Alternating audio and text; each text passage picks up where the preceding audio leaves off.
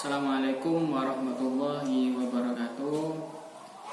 Alhamdulillah, kita selalu diberikan kesehatan oleh Allah. Dan kali ini saya akan mempresentasikan tugas mata kuliah yang diampu oleh dosen kami, Bapak Temi Wijaya. Yakni saya dari mahasiswa ekonomi syariah dari Universitas Nurul Jadid. Ini nama saya Halim Fauzan dan dosen pengampu mata kuliah manajemen portofolio dan investasi Islam. Ini diampu oleh Bapak Temi Wijaya SE MH. Mudah-mudahan beliau selalu diberi kesehatan oleh Allah. Dan tema yang akan saya presentasikan yakni adalah mengenai manajemen portofolio investasi besar modal. Jadi di sini ada tiga variabel yang saya akan jelaskan nantinya. Yakni mengenai manajemen portofolio yang nomor satu, dan nomor dua adalah investasi besar modal, investasi pasar modal nantinya. Apa itu manajemen portofolio? Tentunya terlebih dahulu dalam sebuah materi, tentunya apa judul yang kita bahas dulu. Nantinya kalau judul sudah kita pahami, baru kita melangkah ke materi yang selanjutnya untuk memperdalam dari pembahasan judul itu tersendiri. Apa itu manajemen portofolio? Yakni cara mengelola kumpulan aset untuk mencapai tujuan investasi. Salah satu cara mengelola portofolio adalah dengan meminimalkan risiko. Jadi apa itu risiko? Mungkin teman-teman baca apa itu risiko, apa itu portofolio. Portofolio adalah pengelola kumpulan aset untuk mencapai tujuan investasi. Manajemen portofolio itu merupakan sebuah proses perencanaan yang dilakukan oleh investor nantinya ketika melakukan sebuah investasi di pasar modal, di bursa efek dan lain-lain sebagainya.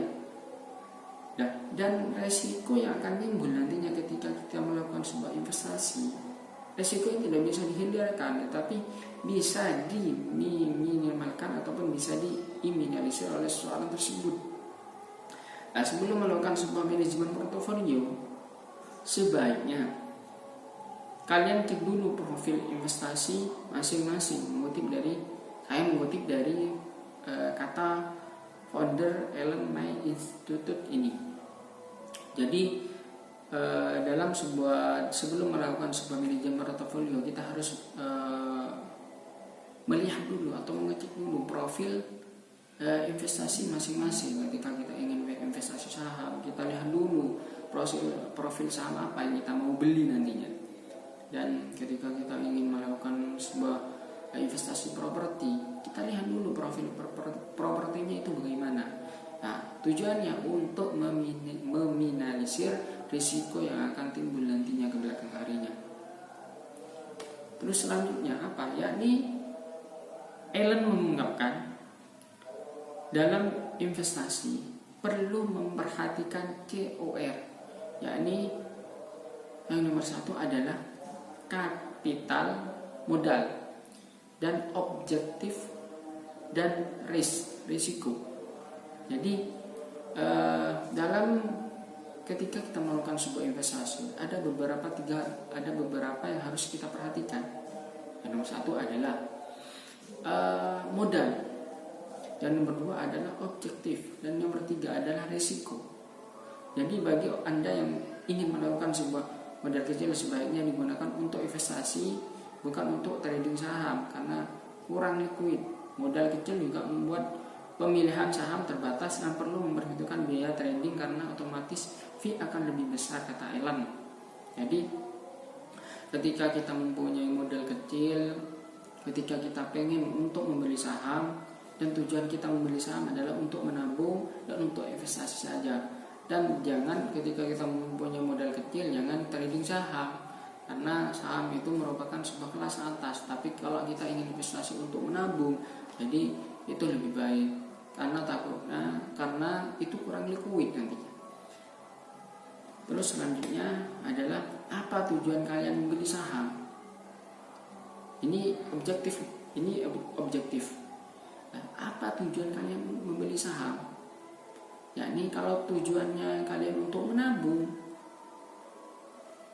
tabungan anak atau dana pensiun, investasi tahunan dengan metode menabung saham cocok bagi kalian. Jadi kalian ketika salah untuk membeli saham ataupun salah niatnya kita ingin trading saham ini itu, dan ketika kita melakukan sebuah investasi membeli saham tujuannya adalah untuk menabung, itu sangat cocok untuk kita nantinya.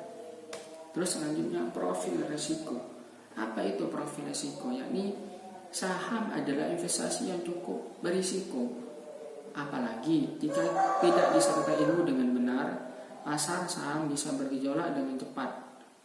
Saya mengutip dari perkataannya Ellen yang penulis buku Smart Trader Not Gambler. Jadi saham merupakan sebuah investasi yang besar yang dimiliki oleh orang yang mempunyai kemampuan di bidang saham itu sendiri. Nah, ketika kita abal-abal, ketika kita cuma ikut-ikutan beli saham ini, tapi kita tidak punya ilmunya, karena perkembangan saham ini sangat cepat. Nantinya takutnya ketika kita mengalami sebuah risiko ini, nantinya kita tidak bisa mengatasi nantinya. Terus selanjutnya adalah investasi di pasar modal. Investasi di pasar modal itu sudah banyak. Mungkin pengertian investasi dulu. Apa itu pengertian investasi? Investasi adalah komitmen dana tersebut sekuritas yang akan dimiliki dalam periode waktu tertentu di masa depan. Investasi dapat dilakukan terhadap aset real atau aktiva keuntungan. Nantinya ketika kita ingin melakukan sebuah investasi, tentunya tujuan kita adalah untuk mendapatkan keuntungan nantinya. Nah, dalam sebuah investasi ada periode-periode nantinya di masa yang akan datang. Ketika kita melakukan sebuah investasi, tentunya adalah tujuan utama kita adalah untuk mendapatkan keuntungan. Karena di pasar modal kita sudah disediakan berbagai macam saham yang bisa kita lihat di dalam aplikasi seperti aplikasi iPod, Go dan sebagainya nantinya. Dan kita sudah dipermudah untuk melakukan investasi di pasar modal. Nah, selanjutnya apa? Yakni definisi umum dari investasi. Investasi adalah penempatan uang atau dana dengan harapan untuk memperoleh tambahan atau keuntungan tersebut atas uang atau dana tersebut. Jadi ketika kita ingin melakukan sebuah investasi dari dana yang kita punya, tentunya tujuan utama kita adalah untuk mendapatkan keuntungan. Terus investasi adalah penanaman modal untuk salah satu atau lebih aktiva yang dimiliki dan biasanya berjangka waktu lama dengan harapan mendapatkan keuntungan di masa yang akan datang. Jadi ketika kita modal ingin investasi ke properti, kita ingin menabung di deposito bank, dan kita ingin melakukan sebuah investasi di saham. Nah, tentunya dalam berjalannya waktu, tujuan kita adalah semuanya orang dalam melakukan investasi adalah tujuannya adalah untuk mendapatkan keuntungan. Terus yang nomor 3 adalah investasi adalah setiap wahana di mana dana terdapat dengan harapan dapat memelihara atau menaikkan nilai dan atau memberikan hasil return yang positif. Jadi dalam sebuah investasi adalah untuk mendapatkan sebuah omset dari apa yang sudah didepositkan oleh seseorang tersebut. Jadi investasi pada dasarnya adalah uang dipakai untuk menghasilkan uang, dan untuk masuk itu uang ditanam. Uang ditanam dalam artian diinvestasikan dalam objek yang memberikan hasil dan menambah jumlah pokoknya. Jadi semisal kita uang juta, 1 juta, 2 juta, ketika kita ingin investasi dan dalam jangka periode tertentu, nantinya apa yang kita tanamkan itu akan bisa bertambah nantinya. Dalam bentuk-bentuk investasi, ini bentuk-bentuk investasi itu ada beberapa macam, yakni diantaranya adalah aset real, aset berbentuk fisik. Seperti apa? Ini seperti emas, tanah, mesin, bangunan, dan lain-lain sebagainya. Ini aset real, aset yang berupa fisik yang nyata yang dimiliki oleh seseorang, yakni aset keuangan atau finansial, investasi di pasar uang, deposito, sertifikat BI dan lain investasi di pasar uang, saham, obligasi, opsi, warrant dan lain-lain sebagainya. Nah, investasi di pasar uang yakni ketika kita mempunyai uang 1 miliar, kita ingin melakukan investasi untuk didepositkan ke salah satu bank. Nah, itu lebih baik. Untuk tujuannya apa? Untuk menambah apa yang menjadi uang pokok dari kita. Investasi di pasar uang, yakni seperti saham, trading saham, properti, obligasi, opsi dan lain sebagainya. Dan selanjutnya adalah wahana investasi, real asset. Properti, real asset adalah tanah, rumah, apartemen dan lain sebagainya untuk memperoleh sewa dan kenaikan harga. Jadi dalam sebuah wahana investasi, real estate, yakni tanah, yakni berupa properti, yakni berupa rumah. Ketika kita ingin investasi di properti, apa yang nantinya yang kita akan dapatkan, yakni kenaikan harga dan memperoleh sewa nantinya. Yang kedua adalah logam mulia. Apa itu logam mulia? Yakni logam yang menjadi sebuah idaman-idaman para wanita, seperti emas, perhiasan, intan dan lain sebagainya. Ini merupakan sebuah incaran para wanita sebagai perlengkapan portofolio untuk memperoleh hasil atas kenaikan harga barang antik untuk kepuasan psikis bagi pemiliknya. Jadi logam mulia ini merupakan sebagai pelengkap portofolio untuk mendapatkan hasil atas kenaikan harga barang antik nantinya. Terus selanjutnya adalah wahana investasi, finansial aset. Ini berbicara tentang masalah uang. Nah, jadi kalau tadi berbicara tentang masalah aset yang berupa fisik, seperti emas, intan, perhiasan dan lain sebagainya. Investasi jangka pandang, tabungan, giro, sertifikat deposito berjangka. Jadi deposito ini merupakan sebuah investasi ketika kita mempunyai kelebihan uang dan uang tersebut kita ingin depositkan ke salah satu bank. Terus saham, investasi penyertaan, yakni saham biasanya common stock, yakni obligasi, bond, saham preference stock, sekuritas, convertible securities. Dan nomor 4 adalah option, right, warrant, put dan call. Dan nomor 5 adalah wahana investasi lainnya, yakni apa? Yakni perdagangan komoditi dan bursa berjangka. Dan untuk yang selanjutnya adalah jenis-jenis investasi. Apa itu jenis-jenis investasi? Yakni yang nomor 1, tabungan bank. Jadi ketika kita ingin menabung ke salah satu bank syariah maupun bank konvensional, terserah. Yang terpenting perusahaan tersebut bisa mengemban amanah yang dilakukan oleh kita. Ketika kita punya uang, ingin investasi, ingin menabung di salah satu bank, monggo. Yang terpenting uang yang kita punya bisa diaman untuk diamanahkan kepada bank tersebut. Terus yang kedua adalah properti. Properti ini merupakan sebuah investasi di bidang tanah, rumah biasanya. Terus deposito bank. Apa itu deposito bank? Ketika kita mempunyai kelebihan uang, kita ingin depositkan uang kita ke salah satu bank konvensional maupun bank syariah. Terus yang keempat adalah emas. Emas ini merupakan sebuah hal yang tidak menjadi idaman para wanita.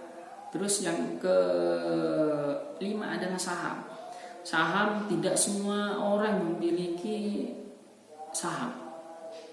Tidak semua orang memiliki bisnis saham, investasi saham. Terkecuali memang sudah mempunyai kemampuan dan keilmuan baru dan paham mengenai saham, dan baru ia membeli dan bisnis investasi di saham.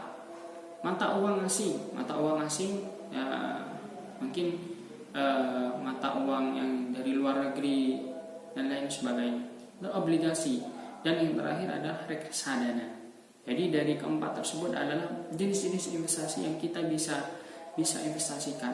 Apa yang cocok buat kita, sesuai background kita, sesuai kemampuan kita, sesuai ilmu kita.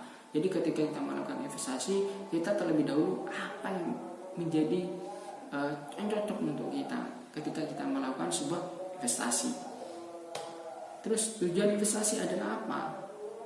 Yakni yang nomor satu adalah penanaman uang dengan harapan satu, mendapatkan hasil. Nah, ketika kita melakukan sebuah investasi, tujuannya adalah untuk mendapatkan hasil dari apa uang yang kita tanam. Yang nomor dua adalah memperoleh nilai tambahan. Dan yang nomor dua adalah untuk memperoleh nilai tambahan dari apa yang sudah kita tanamkan. Terus yang nomor tiga ada ditinjau dari segi individual. Yang nomor empat adalah untuk memperoleh kehidupan yang lebih layak di masa yang akan datang, mengurangi tekanan inflasi, dorongan untuk menghemat pajak, memanfaatkan keringanan pajak.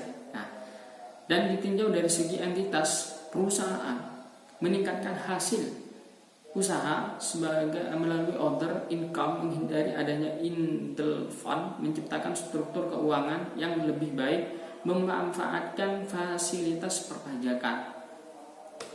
Terus selanjutnya adalah proses manajemen investasi. Ada beberapa. Nah, di sini saya menulis 5. Yang pertama adalah menyusun tujuan investasi. Nomor 2 adalah menilai wahana investasi. Yang nomor 3 adalah memilih investasi yang cocok. Yang nomor 4 adalah menyusun portofolio. Yang nomor 5 adalah mengelola portofolio. Terus yang selanjutnya adalah penjelasan proses investasi. Apa itu proses investasi?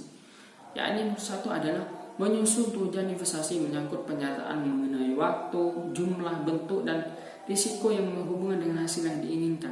Jadi terlebih dahulu ketika proses melakukan sebuah investasi adalah bagaimana jangka waktu yang akan kita tempuh, terus jumlah keuntungan yang kita akan dapatkan nantinya. Yang nomor 3 adalah bentuk dan risiko apa yang nantinya yang akan timbul dari investasi yang kita lakukan nantinya. Yang nomor 2 adalah menilai wahana investasi, menyangkut penilaian atas potensi hasil dan risiko dari masing-masing wahana investasi.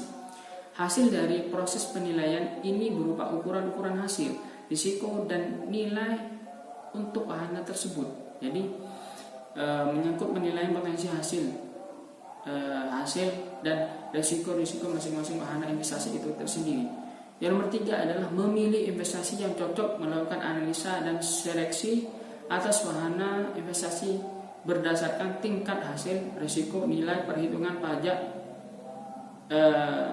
dilakukan untuk memenuhi tujuan individu. Proses pemilihan ini penting karena menentukan arah kegiatan keberhasilan pengelolaan investasi. Jadi arah kita nantinya akan terarah nantinya ketika kita melakukan sebuah investasi nantinya. Selanjutnya adalah menyusun portofolio. Jadi pembahasan di sini adalah manajemen portofolio. Apa itu? Menyusun portofolio dengan menggunakan teknik dan cara ataupun metode. Metode itu apa? Cara tertentu. Investor individu dapat mengkombinasikan wahana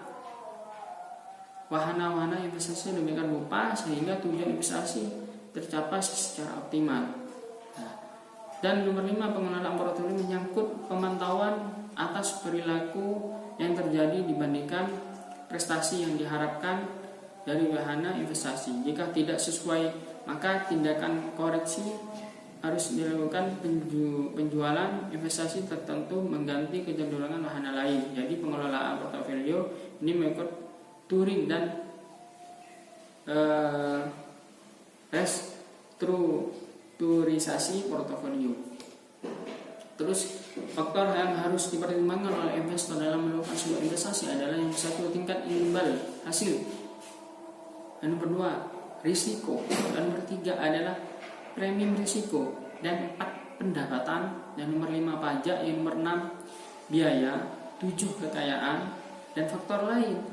yakni yang nomor 1 adalah diversifikasi, terus analisis teknikal, yang nomor 3 analisis fundamental, yang nomor 4 teori pasar efisien, yang nomor 5 model penilaian harga saham, dan yang nomor 6 adalah strategi investasi lainnya. Terus tipe investor apa?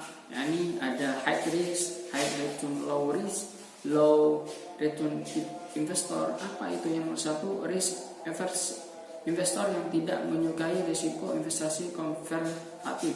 Yang nomor 2 adalah risk neutral, investor yang netral terhadap risiko, investor moderat. Yang nomor 3 adalah risk taker, investor yang menyukai risiko, investor agresif. Yang nomor 4 adalah, yang selanjutnya adalah istilah dari investasi di pasar modal, yakni ada efek. Apa itu efek? Yakni surat berharga. Surat berharga yaitu surat pengakuan hutang, surat berharga komersial, saham, obligasi, tanda hutang, unit penyertaan kolektif, kontrak jangka atas, efek dari efek. Jadi dalam sebuah pasar modal yang pertama adalah efek, yakni apa itu? Yakni saham, obligasi, tanda bukti uang, dan lain sebagainya. Karena dalam sebuah pasar modal itu sudah kita sudah disediakan aplikasi. Yang namanya aplikasinya itu, kemarin saya pernah belajar di pasar modal, yakni di pasar modal syariah itu kita sudah bisa melakukan sebuah transaksi di sana. Ketika kita melakukan sebuah saham apa yang cocok untuk kita, dan saham apa yang mengalami penurunan dan kenaikan harga, kita sudah disediakan oleh di pasar modal. Terus yang emitmen, pihak atau perusahaan yang menawarkan efeknya kepada masyarakat investor melalui penawaran umum. Terus go public, ini satu perusahaan yang berupa pertama kalinya menawarkan saham-sahamnya kepada masyarakat pemodal. Jadi pertama kali seorang menawarkan sahamnya kepada masyarakat, go public. Itu pasar perdana, ini penjualan efek pertama kali kepada publik atau pada saat IPO. Terus pasar sekunder, suatu istilah yang menunjukkan perdagangan efek setelah diterbitkan dan dijual untuk pertama kali, emisi baru. Jadi setelah pasar perdana atau perdagangan di bursa efek.